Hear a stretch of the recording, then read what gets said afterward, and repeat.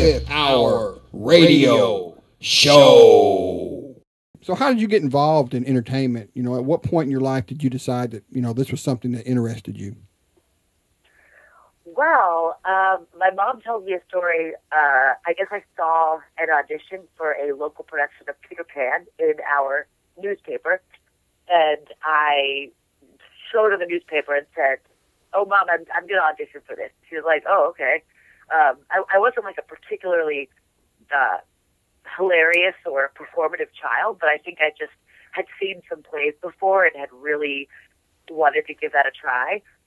So she drove me to the audition, and I got cast as one of the lost boys in Peter Pan at the Wilmington Drama League, and that was sort of the start of it. And I had a great time working on that show, and I ended up doing a lot of shows at the Wilmington Drama League, which is a community theater in Delaware where I grew up, and it just was the thing that I loved the most out of everything. It was a fun group of people, and I think that was a big part of what made me love being over there so much. I loved my friends over there and making plays with all that were my age and interested in the same thing.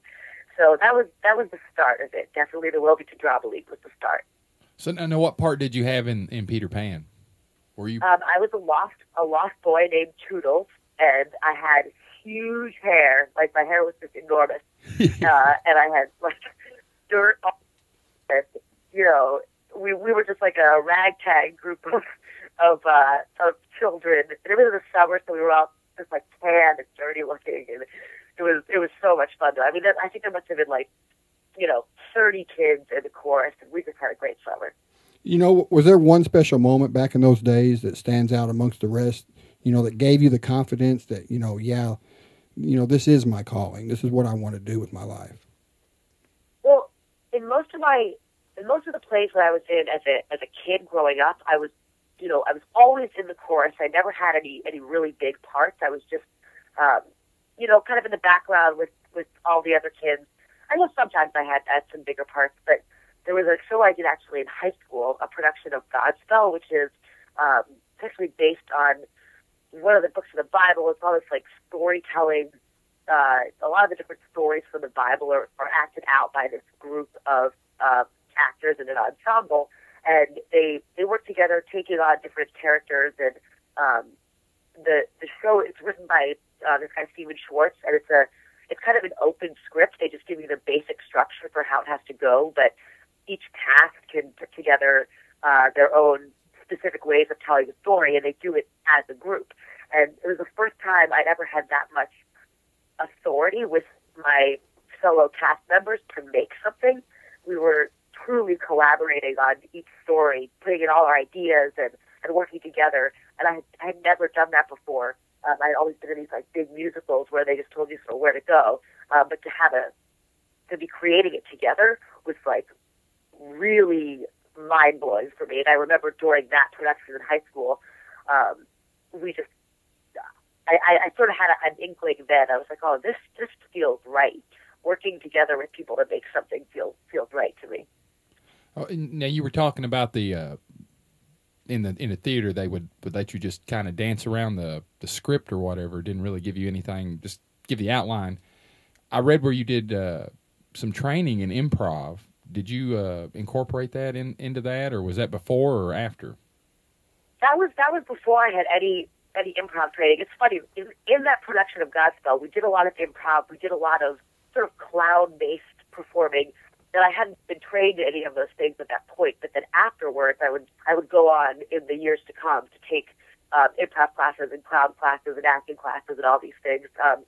So I trained in improv in college. I did short form improv, which is games, kind of like you see on Whose Line Is It Anyway? I was in a group called Meow in college. That was super fun. And when I graduated from college, I did improv in Chicago. I went through some of the training centers out there at Improv Olympic and a little bit at Second City. So I definitely have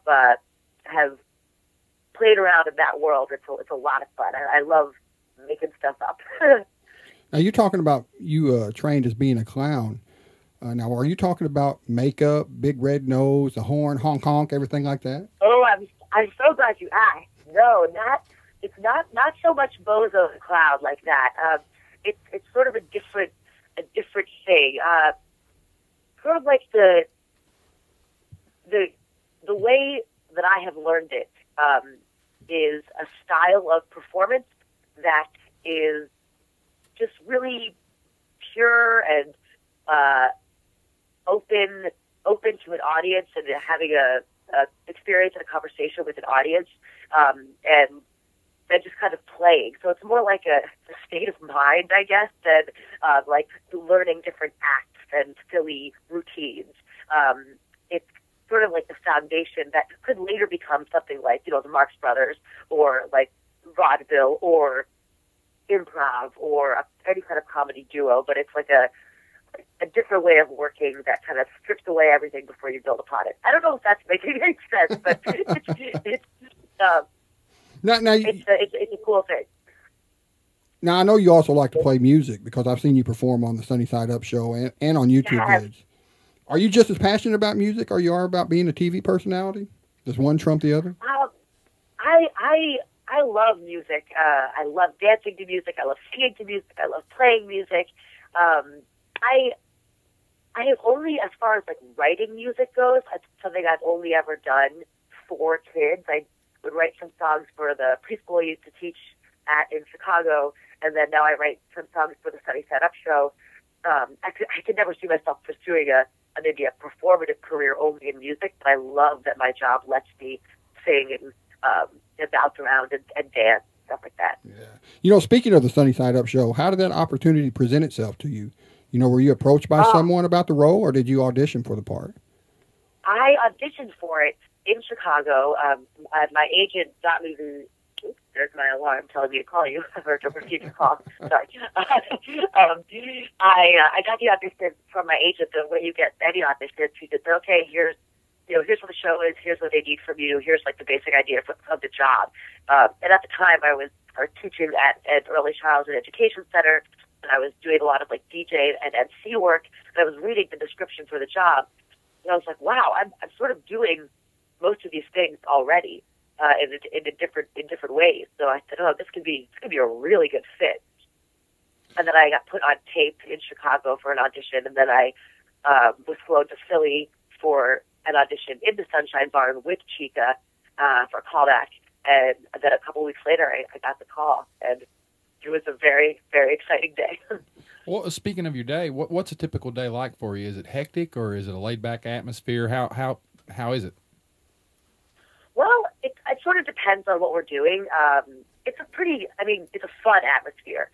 Even if it is busy and hectic, we're always having fun on the Sunny Side Up show. So I guess a typical day it's either one of two things. It's either a day when we're planning the content for the show, so watching all the episodes of the shows that are going to air while we're on, or getting the music cues together and getting the props together and thinking about the content. So it's either a day like that, which is a really fun and creative day, or it is a day when we're on air, which is an early morning, but a fun morning.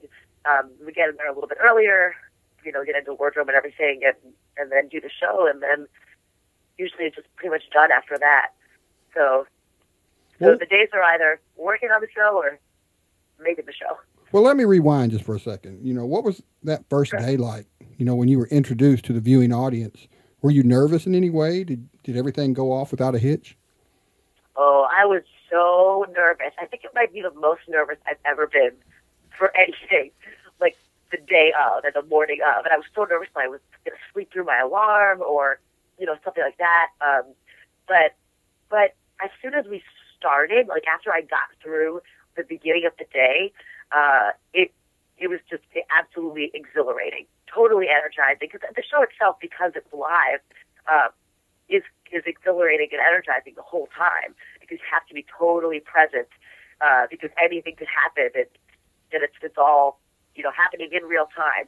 So I definitely felt the good parts of that, and nothing went wrong. I mean, it's a smooth operation once we're in there. Usually, I mean, little silly things go wrong every now and then, but because it is a live show. But the first day, I saved the first message that I got, because that was back when we used to have the printer would print out the messages we received. And the first message that came through said something like, "Hey, Carly, welcome to the Sunny Side Up show. We're so excited that you're there," or something. And I was just so touched that some kid had sent in that message. So I saved it. I have it on my fridge. Well, talking about being touched, you have so much passion about what you're doing. Where does your inspiration come from? What keeps you just motivated on this? Oh man, thinking of the Sprotlets at home for sure. I feel so lucky that I worked with children before I got this job, because I feel because since we don't have actual kids that we're going to see every day, we're just talking to the cameras. Sometimes it's hard to not have an audience. But I feel very lucky that I spent a lot of time in classrooms with kids and love kids and love their honesty, and this is a really special time for them. These are their developmental years, and they are the most honest right now, and the most hilarious, and the most fun, the most willing to, dance and laugh, and so I think that definitely, at the end of the day, it's about what we're doing for Sprotlets all across the country, and that will never stop being so special. Well, what do you think the most important thing kids take away from the show is? That's a good question. Don't tell him that. He'll be bragging about that all night long. We have competitions on who can get the guest to say that, so he's up one on me. Really? Yeah. Are you doing keep track? You should keep track. Yeah, we got a board up here. We got a chalkboard. Yeah. Yeah, but he marks my marks off. He scratches my marks off when we leave the studio. I know he does. Oh, you guys are just sneaky. Okay, wait. What do you ask? Oh, yeah. What do I hope that they take away? So something I love about the show is one of the messages is this idea of inclusion. Like Chica and I are including the Sprotlets and everything that we're doing, and we're trying to include everybody in what's happening on all of the shows that are airing while we're on.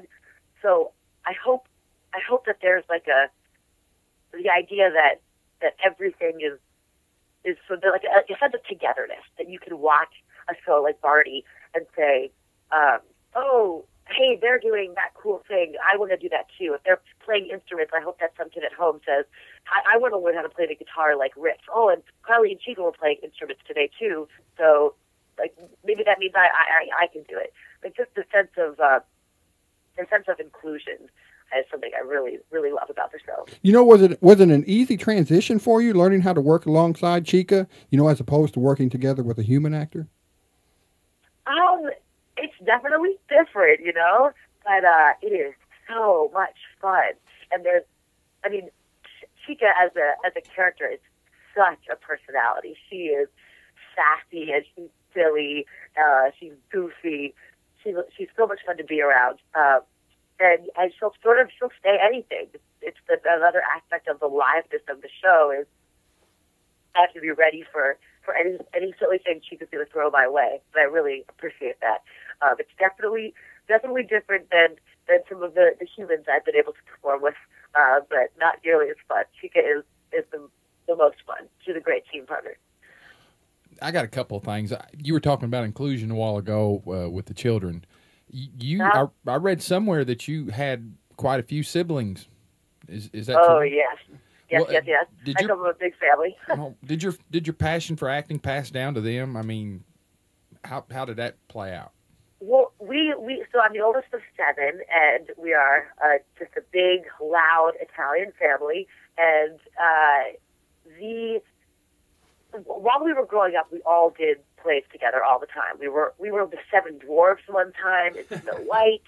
We all did it. My mom would make the costumes for the shows, and my dad would come and see them and sit in the front row and smile so big everyone would have to say, "Don't look in the front row because Mr. Ciarrocchi's there and he's going to be smiling the whole time, no matter what's happening, so just don't look at him because it'll make you laugh." My parents are just wonderful. But yeah, all the kids, we all sang in choir and we all performed at one point or another. But so far, I'm the only one that moved forth to make a career out of it. Although one of my one of my other sisters has written a lot of music. She's a very talented songwriter and singer, but it remains to be seen whether she'll make that into a full career. But I hope maybe she does. You know, being a part of a television show, do you find it hard juggling personal life and your career? And, you know, when do you find time, and when you do find time, to yourself, what do you do to unwind? You know, hobbies, TV shows, travel, anything like that?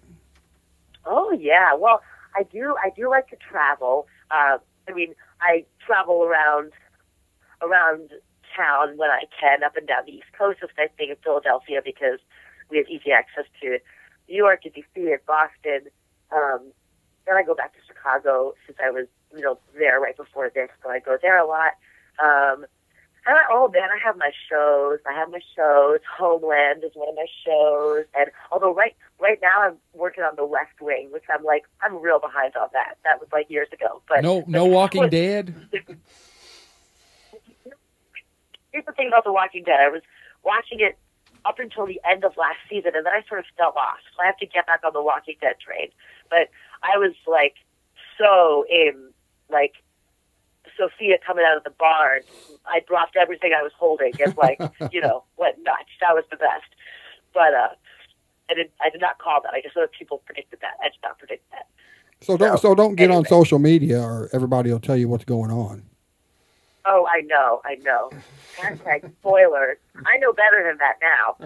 Oh man, and I'm waiting for Game of Thrones to come back. I love me some Game of Thrones. So you're a big TV fan. You're a big TV nut. Yeah, I like TV. Well, what about you gotta unwind? Yeah. What about any big news or upcoming events you would like to share with us on the show? Anything you would like to talk about that, you know, we haven't discussed yet? Well, as far as the Sunny Setup goes, we will be in the Thanksgiving Day Parade again this year, the Macy's Thanksgiving Day Parade. So that's definitely the next thing on my brain that I'm super excited about. Awesome. Because that was so much fun last year. I'm super excited to get to do that again. But other than that, I don't really have anything. Let me think. Do you guys still do like mall shows and stuff like that? We do events all over the country. I was in, where was I? Fort Lauderdale a couple of weeks ago. So as things come, you know, different hosts will go out on different events. I was in LA in August for the host hunt and stuff like that. So we get around, but I don't know that they have a mall tour per se on the book. Well, I just seen some pictures on your website. It looked like you was maybe at a mall or some kind of event like that. Yes, we did. The event in Fort Lauderdale was at a mall. Yeah. Okay. Before we wrap things up, do you mind giving our listeners a heads up where they can get more info on you as far as website or social media?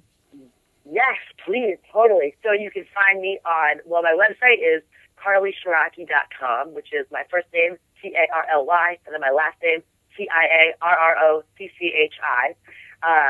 It's my great Italian last name. And then my Twitter handle is the same, just Carly Ciarrocchi. And then you can find me on Facebook too.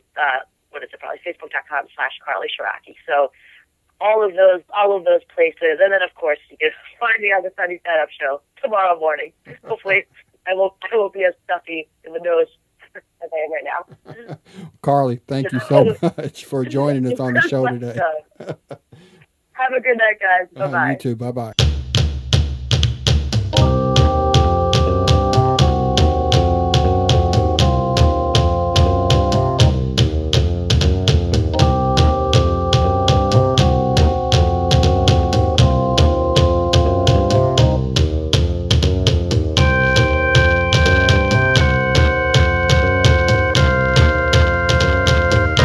The 25th Hour Radio Show.